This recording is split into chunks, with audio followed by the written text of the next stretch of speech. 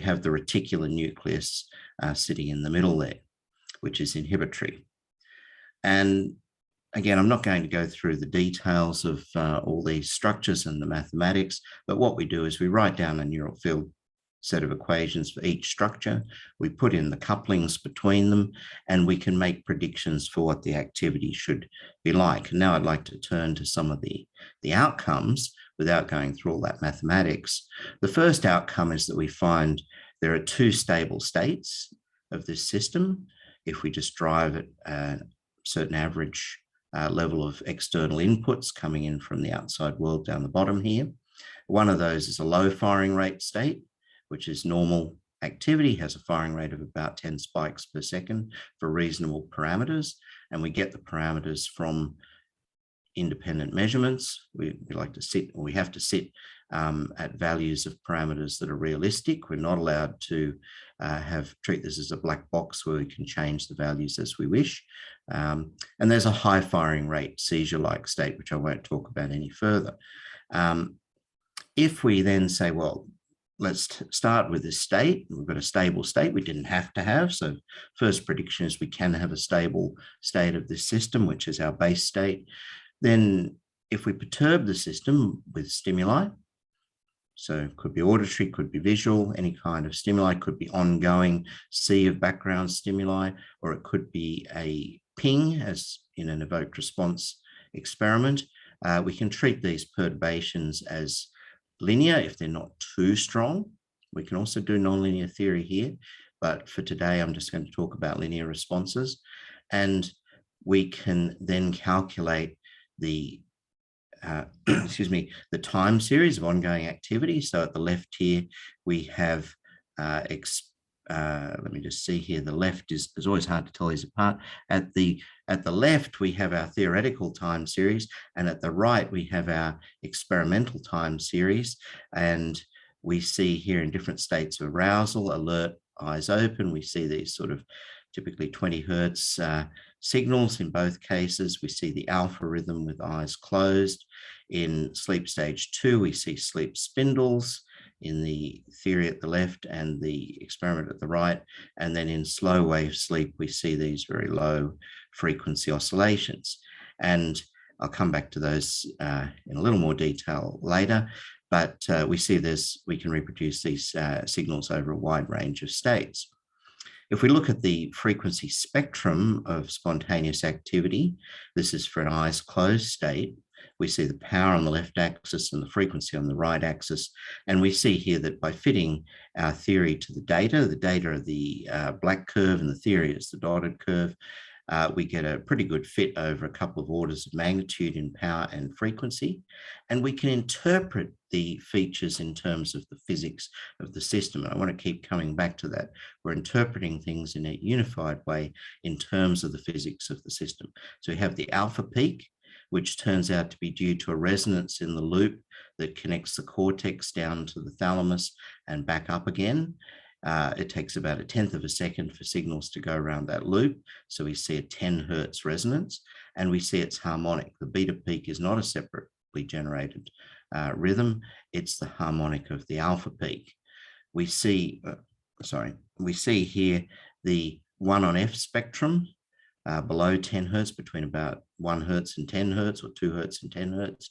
And that is a 1 on F spectrum, 1 over frequency, because we're getting close to critical point. And the knee where this levels off at low frequencies is a measure of how close we are to criticality. So by interpreting the physical system in terms of the theory, we find that the brain in the waking state is typically about 90% of the critical point. And we see here that we get a lot more information out of the system, a lot more understanding by this approach than by, at the bottom right here, the traditional approach of just dividing the spectrum into a few bands and looking at how much power is in the bands and how much they change, how much that power changes between states or conditions. That traditional approach throws away most of the information that's present in the activity by coarsely discretizing. Likewise, if we stimulate the brain with a sudden ping, as in an evoked response experiment, could be visual, could be auditory. Here we have some examples of auditory using the same equations. Okay, so it's unified with the ongoing background activity. We see here a good match between theory and experiment for an auditory standard response. And this again is contrasted with the traditional approach of looking for the peaks and the troughs, the so-called components. Sometimes there's a slightly more sophisticated approach than that, but basically that's what's happening, and throwing away the data in between. So reducing that continuous curve with all its information to just a few points, which are easily affected by various artifacts. By modeling the system, we can relate it to the other phenomena that we saw before. The oscillations are related to resonances in the ongoing spontaneous activity, and we get more insight, and we don't have to treat these things as separate. We can also fit the theory to the data. I previewed that a little bit earlier. And for example, here we've fitted the time delay for signals to go around from cortex to thalamus and back again as a function of electrode position on the scalp. So we see here, this is a plan view of somebody's head, and we see that the time delay is less at the back of the head, which corresponds to the alpha rhythm being a little higher frequency at the back of the head than the front, which is borne out by experiment. Also at the right here, if we look at lower right, for example, we can see this, the mean value of the time delay as a function of age for a cohort of 1,500 people from age 6 to age 86. And we see here that there's a lot of scatter at any given age, but we see that the mean decreases up to late teens as the axons between the cortex and thalamus myelinate. And then the time delay gets a little bit longer again as we get older and more damage accumulates in the axons, in the myelin sheaths, and they become a little bit slower again. So you're at your fastest in terms of signaling at around age 20, which again accords with what's known anatomically. So we're getting these links between the theory and a variety of experiments, all within one theory, which is the key point. We want a theory that explains and is consistent with many different phenomena. I'm just returning here just briefly to spectra, and we see here in the bottom center frame the spectra of the EEG for a variety of arousal states. The red curve here shows the big alpha peak in eyes closed waking and the beta peak at about 18 hertz for this subject. This is experimental data. And the black curve with a big peak at around 13 hertz is for sleep stage 2 from the same subject. And that's the spindle peak in sleep stage 2, which is very prominent. And the other spectra in various other states of arousal, such as REM and slow wave sleep, are have much fewer features. Slow wave sleep, we see though, has a big enhancement in low frequencies, so below a couple of hertz, and that's a well-known slow wave enhancement. We see exactly the same features in the theoretical spectra. We see the alpha peak with its beta harmonic, and even a hint of a third harmonic here, which is sometimes seen in the data. There's even a hint in the data below. We see the spindle peak, and again, we see the slow wave enhancement and the 1 on F spectra in the waking state. The slow wave enhancement is much stronger. We can use these features, so there's a good match there. We can use these features to, excuse me, to place these states of arousal in a simplified parameter space. And this parameter space has 3 axes. The x-axis is the strength of the cortical feedback on itself, so how much the cortex feeds back in the absence of the thalamus. The z-axis is how much the thalamus feeds back on itself through the loop between the relay nuclei and the reticular nucleus and back again. And the y-axis is the feedback of the cortex via the thalamus and back to itself. So that's the loop that goes from cortex down to thalamus, either straight to the relay nuclei or via the reticular nucleus and then back to the cortex. And if we look here, we can see that the various states of arousal are placed in an ordering within this simplified space. And it's possible, I'm not going to show it today, but it's possible to track in real time the dynamics of the brain through these various states by dynamically fitting the theory to the data. And so we see eyes closed, eyes open. Behind that, the various sleep stages, REM sleep sitting there in orange, slow wave sleep down the bottom. And right up the top here, this little island of the sleep stage 2 when spindles are present. It looks like there are brief excursions into this spindle producing region at large Z. So again, we can extract a lot more from the data. Each of these curves has different interpretations in terms of the physics. But I want to shift now to the main topic of today's talk, the newer material, having shown that neural field theory can reproduce a lot of different kinds of phenomena. I want to focus, for the purpose of brain connectivity, on eigenmodes, the natural modes of the brain. Now, when we probe brain connectivity, or most types of activity, we're looking at linear phenomena. We're not looking at epileptic seizures today. And when we have a physical system, we can usually express its linear activity in terms of its natural modes. And if we look at the bottom left here, we see the natural modes of a string. So we have here a string that's pinned at both ends. So it's like a violin string or a guitar string. And if we pluck this string, it will have a mode of oscillation which has half a wavelength in that distance.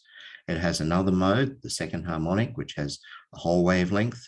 The third harmonic has 3 half wavelengths sitting in that distance. Each of these has its own frequency and its own spatial pattern, as we see here. Exactly analogous to this, except in 2 dimensions, not 1, are the eigenmodes or natural modes of brain oscillations.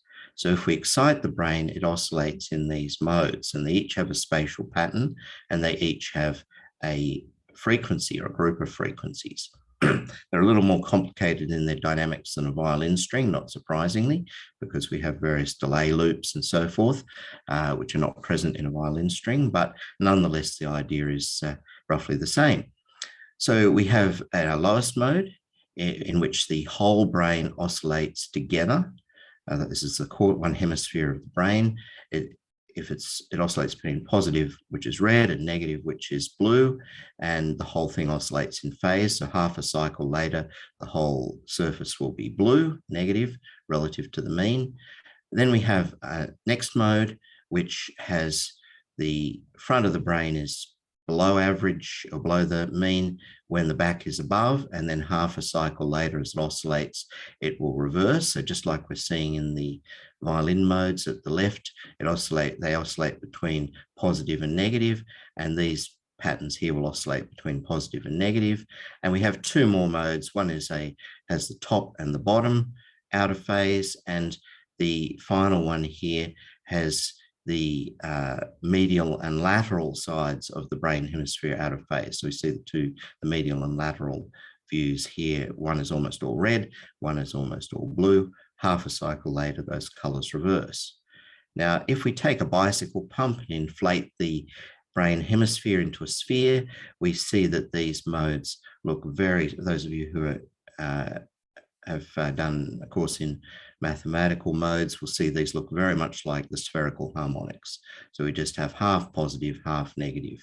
And these are very much analogous to the second mode we see here in the violin string with half positive, half negative.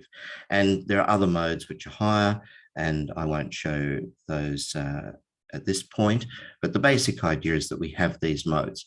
Now, once we have modes of activity, and we understand the activity in terms of modes, and I'll say more about that shortly, we have the chance to look at how signals are generated in terms of modes.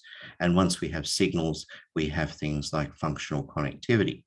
So just reminding people that when we look at connectivity, one way we can look at it is to track the axonal tracts that connect one point to another, and we can make a big matrix of these connections. So if we take this matrix at bottom left here and we label the rows and columns by positions. We can put in an entry, a colored entry here, with the color denoting the strength every time 2 points are connected. And we see here, of course, on the principal diagonal, that points that are near to one another are very strongly connected. We also see the secondary diagonals here, which are the connections between homologous points on the left and right hemispheres through the corpus callosum.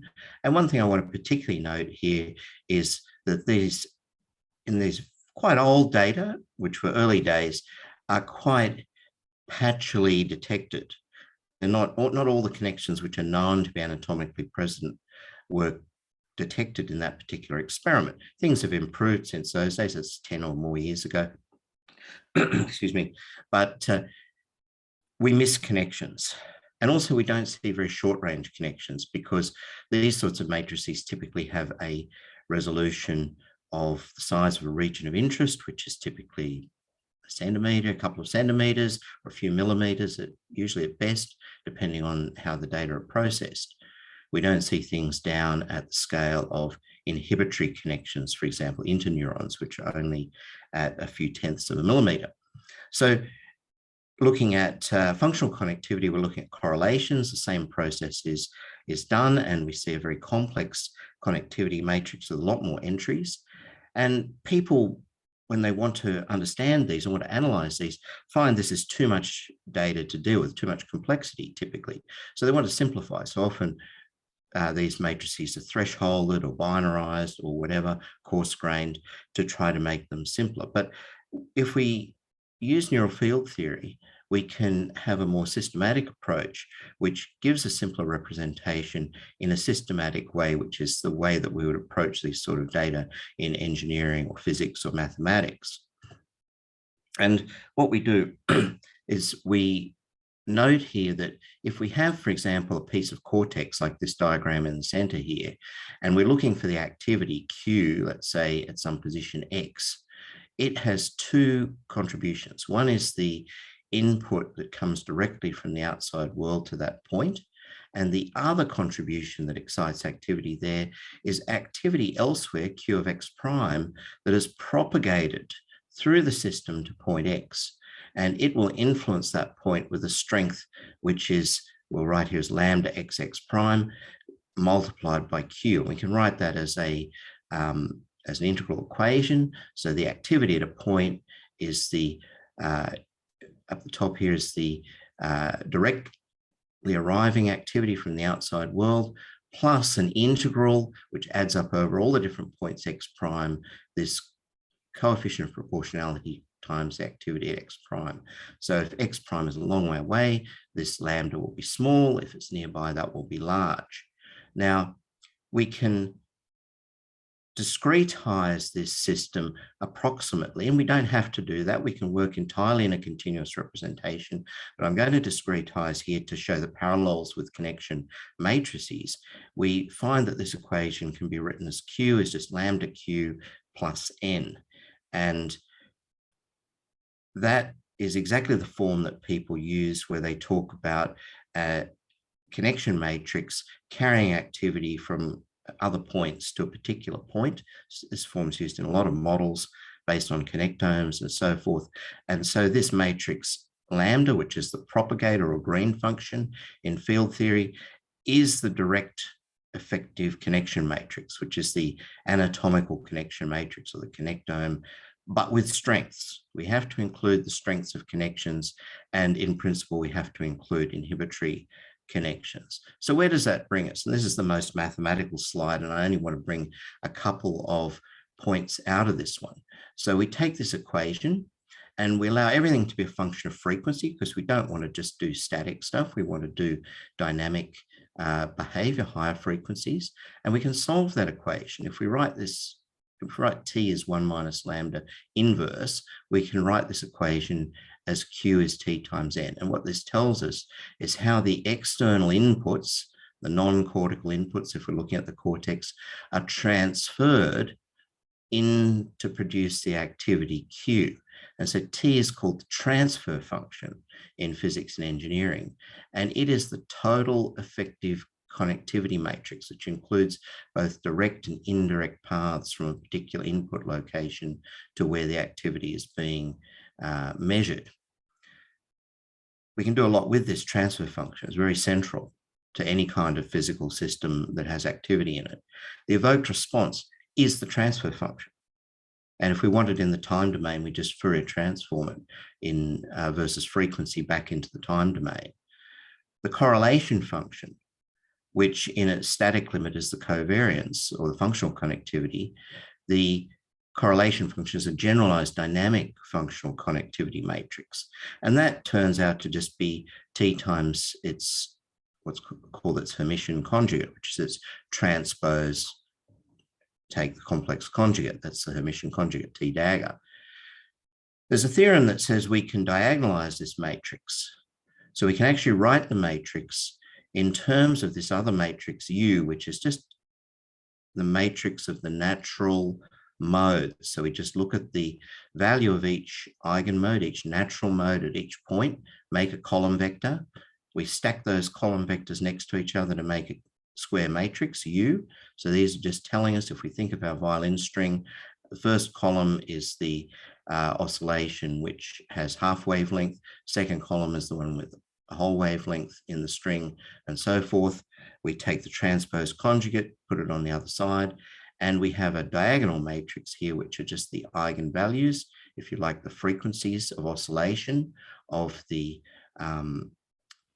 string in general, well, related to those frequencies, and it's diagonal. Okay, the transfer matrix can also be written in terms of the same U matrix and a diagonal matrix. And the direct connectivity is also written in the same form, where L is diagonal. Now, K, L, and theta are the connection matrices in diagonal form. So what we've done is we've taken those really complex matrices and we've turned them into diagonal. And let's have a look at this on the next slide to illustrate. Here are some NKI Rockland data from the HCP project showing a functional connectivity matrix C at top left here. We see it's got the same features we talked about before. If we look at its expression in terms of eigenvectors or in terms of natural modes, this same information is contained in this diagonal form K. And what we see is, firstly, it's diagonal. So we took, I think there are about 16 or 17,000 entries in this original matrix. It becomes 165 entries, so 165 regions of interest here. And most of those are negligible. And in fact, we see that this matrix is dominated by just the first few. And remember, we wanted a sparse, simple representation. If we look over at the right here, we see the contributions in the first column of those first few eigenvalues, those first few modes, to the connection matrix.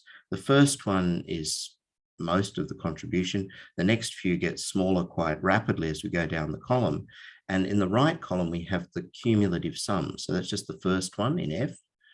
The first two add up to give us G, and so forth. By the time we've included just 5 contributions, we have the matrix, which is shown down in J, which compares well with the exact result in K, which is the original picture we saw at top left.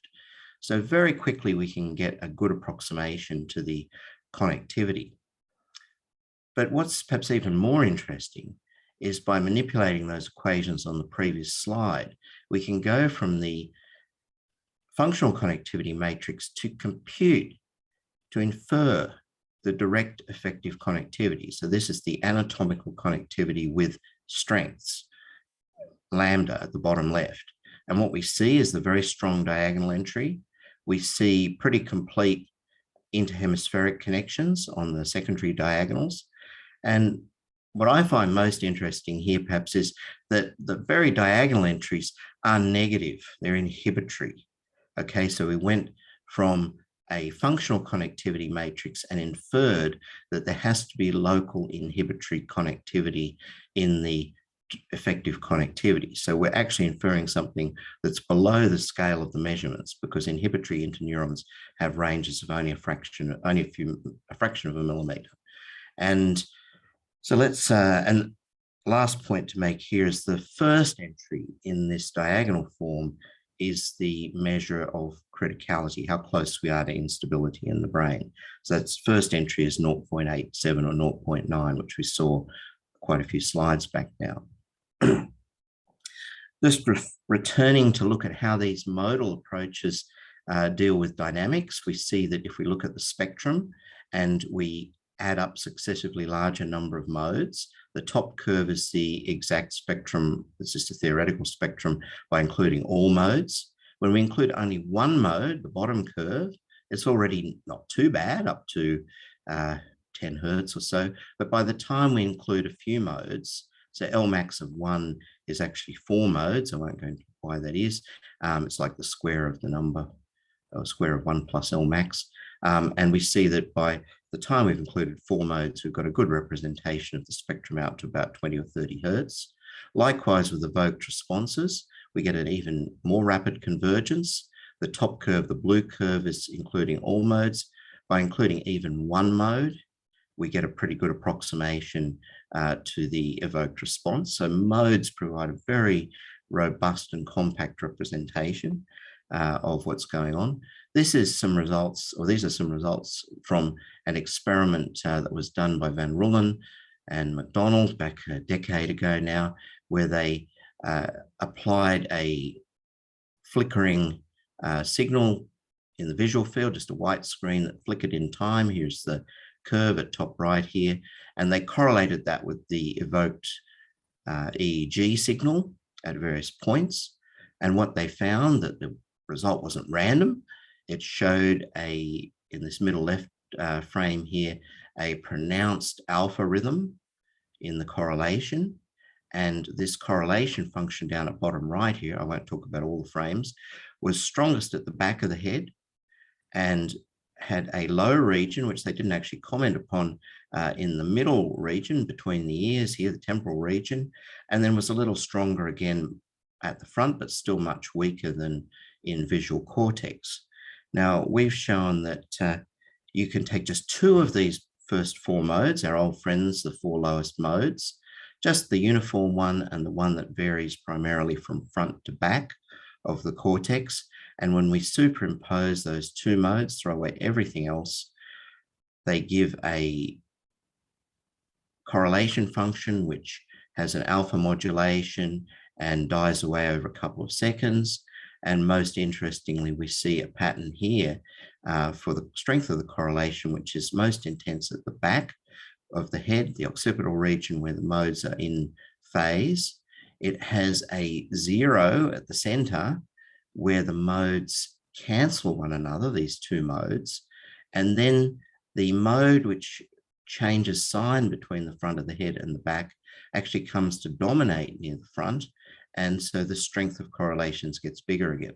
So we understand that pattern in terms of just 2 modes. So again, very compact. Another phenomenon which has been looked at is rotating patterns in the cortex. We see here that these can also be understood in terms of 2 modes. We can have here, for example, in the first row, a mode which oscillates, the 2 modes oscillate in phase. And so we see a pattern which, as time progresses, moving to the right, reverses in sign. But if the 2 modes are 90 degrees out of phase, we see that we start with the same situation, but halfway through the oscillation, we have the other mode dominating with the red and blue rotated through 90 degrees. And then we come later on back to the original position with the colors reversed. And what happens is that this appears to rotate when we look at a finer resolution. So we can have both linear and circular polarization coming out of this theory with just 2 modes. Again, we don't have to invoke more complex phenomena. Now we're coming towards the end of the talk here, so I just want to say a little bit about the temporal side of things. I've said that the transfer function is central to dynamics, and we're not just looking at static connectivity or dynamics here. We're looking at stuff that changes in time. I've spoken mainly about the spatial patterns of activity so far, but if we go right back to our violin string, we know that each mode has its own frequency in a violin string. And in the brain, it's a little more complicated. Each mode is dominated typically by about 3 frequencies. And here, for example, is the magnitude of the transfer function. It's a log scale on the horizontal axis, frequency from 1/10 of a hertz up to 100 hertz or 1,000 hertz at the very right. And we see here that the magnitude of the transfer function, the black curve, is the sum of 3 parts, or the transfer function is the sum of 3 parts. A slow wave resonance, the green curve, an alpha resonance, the red curve, and a beta resonance, the blue curve. And this is the magnitude. These can actually be out of phase. So the red actually partly cancels the green at low frequencies to produce the black curve.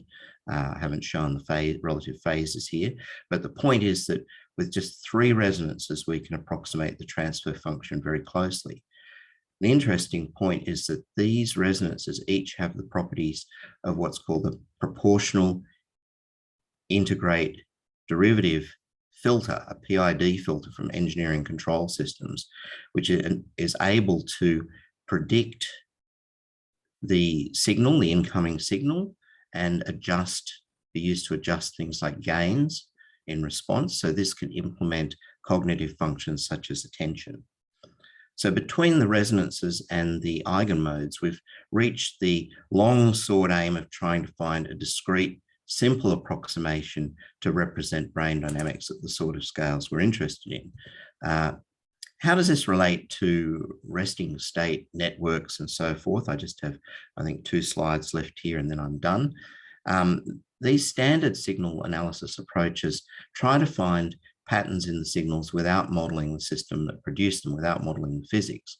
So typically they cluster correlations or do PCA or ICA statistical components, and often impose criteria like sparseness, thresholding, or mutually exclusive patterns.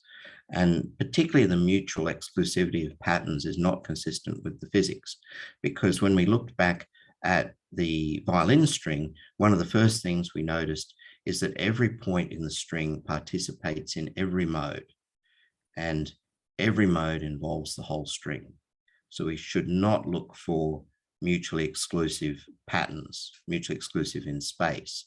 So eigenmodes are independent of one another in the linear regime, but they overlap spatially. But in the spectral regime, they're independent. Nonetheless, all these statistical patterns turn out to be pretty robust. So how do they relate to eigenmodes?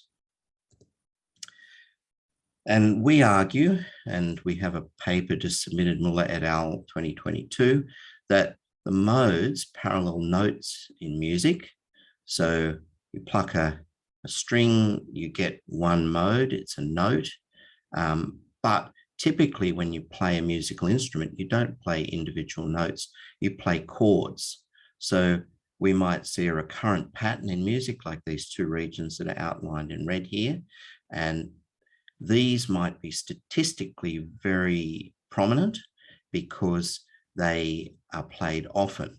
And so we would argue that the resting state networks are actually simple superpositions of a few eigenmodes that are akin to chords. And so if we look at these, they recur often, so they're seen statistically, they're robust, and they're useful. But if we want to understand how they're produced, we need to look at eigenmodes. So here we have, down at the lower right here, we have our spatial eigenmodes. They correspond to notes. Principal components, for example, might, we argue, correspond to chords. And if we take this second one, for example, and the color bar has changed a little bit, but we can show that that second principal component can be written pretty accurately as a superposition of just 3 eigenmodes. 2 of those are shown, it's the first one and the third one in the row above. And the final one here is actually a higher order eigenmode, slightly higher. I forget what number it is, I think it's about the 7th. And, but just 3 of these added up produces the the principal component quite accurately. We just have to be careful not to put sharp edges into the principal components by thresholding them or binarizing them, because that will produce spurious contributions from very high order modes. And that brings me to the end of my talk. Because I'm 1 minute over time, I won't go through this in detail, but I want to just re-emphasize that we unify many different kinds of phenomena and measurements through neural field theory. The predictions have been shown to reproduce a wide variety of different phenomena, including structure function connections. In terms of brain connectivity workshop, key points are that the connectivity, if you look at it in terms of modes, it's diagonal. The complexity is all contained in what shape are the modes, the shape of each individual mode. And the resonances of the eigenmodes have a control theory interpretation, which is still being explored. And these modes can be used to explain or to decompose resting state networks and other approaches in a compact form. And we don't treat any discretization of the brain as if it's real. So I do want to be careful to emphasize that. We've talked completely here in terms of physical approaches. We can discretize as an approximation, but we have to remember that discretization isn't a real thing. It's not a real structure in the brain. It's just our individual investigator imposed discretization. Really, we want to get results which are independent of any particular discretization. And so treating the brain as a physical system enables us to do all this. So I will stop right there and stop sharing my, or maybe I don't, maybe I should stop sharing my screen and return to the talk. Thank you very much. Thank you very much, Peter. I clap on behalf of many